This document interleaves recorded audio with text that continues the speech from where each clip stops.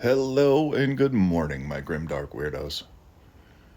This one is going to be a little longer. It's going to be more of a vlog, so if you don't have the patience for it, just go ahead, scroll on. You're fine. You won't hurt my feelings. So, as some of you know, my normal job is as a knife sharpener. I'm a bladesmith of 21 years, and decided to retire from that part because it's long hours and very lonely, and just kept the knife sharpening part to keep the money flowing. That being said, we've all seen terrible customer interactions on both sides of the counter, like videos, and we've experienced it with places like Yelp who yell at you for not wanting to do their premium plan. Yeah.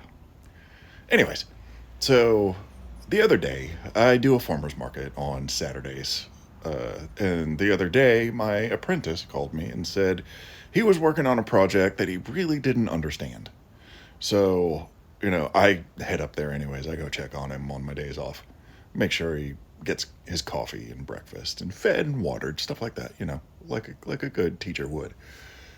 So he shows me this whatchamacallit. It's a like almost a chisel. It's a Japanese planer blade. So this was my first experience with them, as in holding them. I've seen them, but it was my first experience holding and sharpening one. So the the edge on it was all crooked and wonky, so I went ahead and fixed that and went about my day. I got a text from the customer later on saying this is terrible, and I don't know what to do about this. I think I need a refund.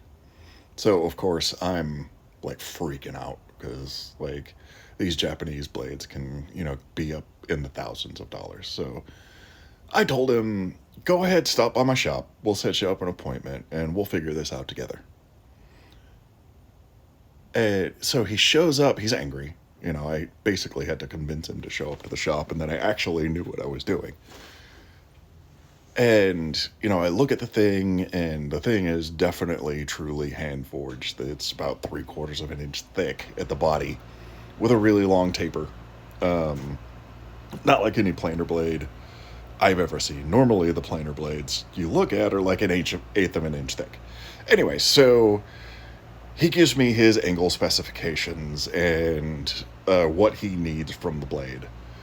And I invite him to stay in the shop with me, hand him a mask for PPE because nobody wants steel dust in their lungs, and to guide me through what he needs. And this is not my natural state. I strive for kindness because I'm not good at it. I strive for patience because I'm not good at it. And in this instance, it worked. It worked really well because by the end of this appointment, not only did he get what he wanted from his product and from my service, but I got a continued customer. Like he just left and he brought me this Japanese carving hatchet, which was amazing. He wanted me to put a curve on the bevel.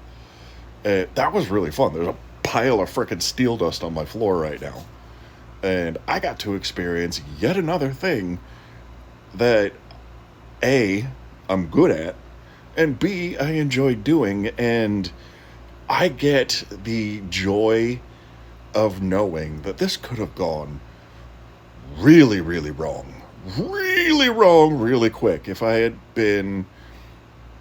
acted the way that that I witness other people in customer service act, defensiveness and excuses and stuff like that.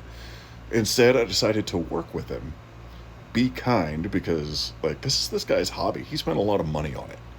Like just because I think I, knew what I was doing at the beginning, it I took a step back and listened. And I think it got me a customer for life, and I get a lot of really fun projects from it. Like I got to sharpen a World War II katana. Holy crap. That was so fun. I got to trim my trees with it. My neighbors think I'm a freaking maniac, which I kind of am, but that's okay.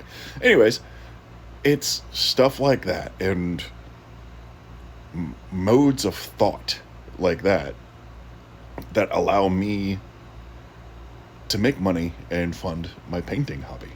So, in the end, I guess the message is be kind, be patient, hold your ground when you need to, and show people that you know what you're doing or you're willing to learn. Okay, bye.